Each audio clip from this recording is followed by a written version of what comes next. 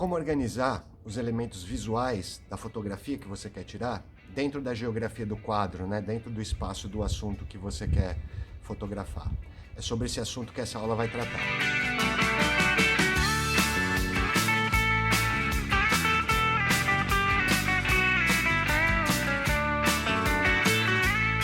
Existe um campo de estudos, né, dentro da fotografia, que é o estudo da composição do quadro. Como que eu tenho que organizar os elementos visuais dentro do meu quadro. Ao pensar na composição fotográfica, na verdade você está apurando o seu olhar, né, estético, para a forma que você quer fotografar, né? Porque a fotografia não é só o conteúdo que está sendo colocado ali, mas ela também tem a forma com que aquele conteúdo é colocado. Como obter uma boa composição fotográfica, né? Na verdade, existem diversas técnicas que a gente vai estudar no decorrer dessa série de vídeos aí, né? Na aula de hoje, especificamente, a gente vai falar da regra dos terços, que é a regra mais básica possível de composição fotográfica. Mas antes da gente falar da regra dos terços, a gente tem que definir um conceito que é fundamental, né, em fotografia, que é o conceito de assunto. O que é o assunto em fotografia?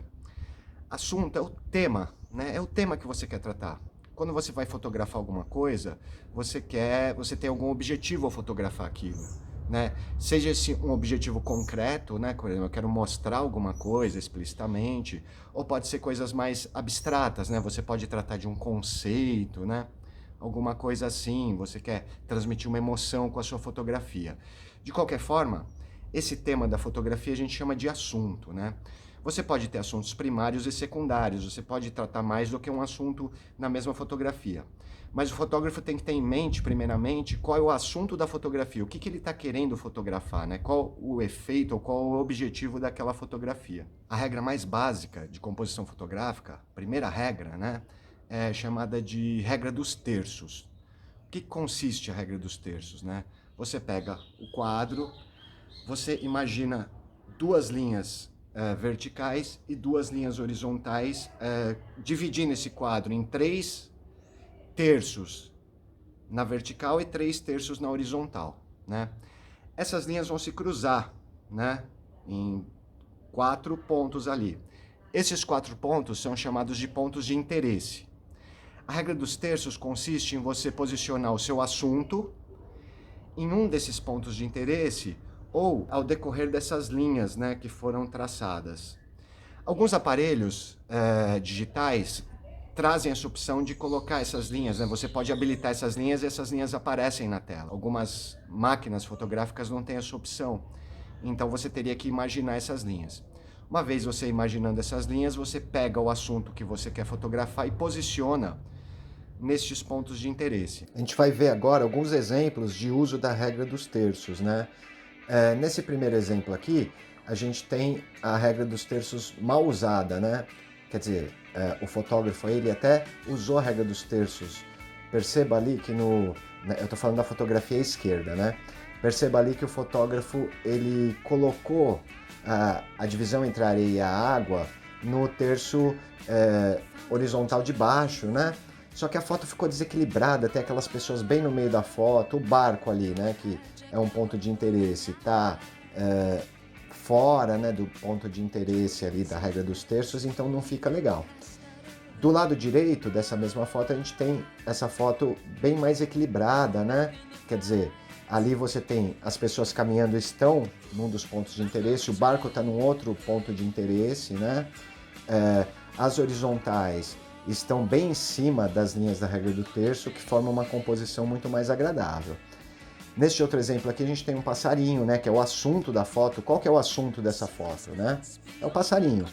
Ele está colocado num dos pontos de interesse, deixando a foto bastante agradável, né, bem equilibrada. Neste outro exemplo aqui a gente tem outro passarinho. Perceba que ele também está colocado, né, num dos pontos de interesse e a foto fica bem equilibrada com isso, né?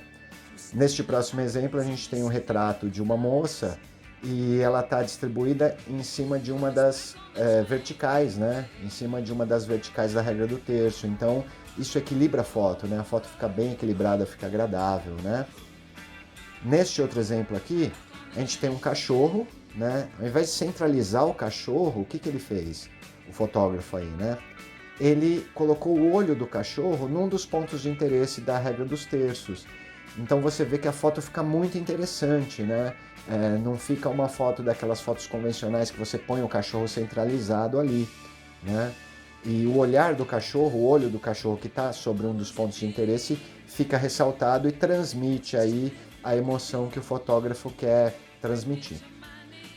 Essa próxima é uma composição um pouquinho mais complexa, né? Porque você tem... Qual que é o assunto dessa foto? É a relação entre a tutora e o seu animal de estimação, né? Perceba que o fotógrafo, muito habilidosamente, colocou a tutora num dos pontos de interesse e o animal de estimação na vertical da regra dos terços, utilizando dois pontos de interesse, né? O que criou uma dinâmica muito interessante para a foto, criou uma ideia assim dessa relação que ela tem com o seu pet, e ele conseguiu isso, né, que é o assunto da foto, usando especificamente a regra dos terços, como você pode ver aí, né?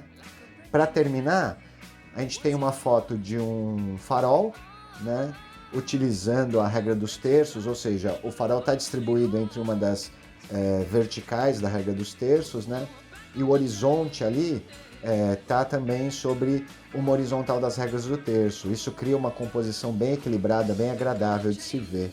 Então, isso é composição fotográfica, é você pensar na forma. A regra dos terços é uma coisa que ajuda muitas vezes, né? Mas ela pode atrapalhar também. Tem momentos que você não vai usar a regra do terço, que ela só vai atrapalhar a sua fotografia. A gente vai tratar disso nas próximas aulas. Nas próximas aulas a gente vai estudar outras regras de composição que vão ajudar você a obter quadros mais equilibrados e fotos esteticamente bem mais interessantes, né? Então, obrigado e até a próxima aula.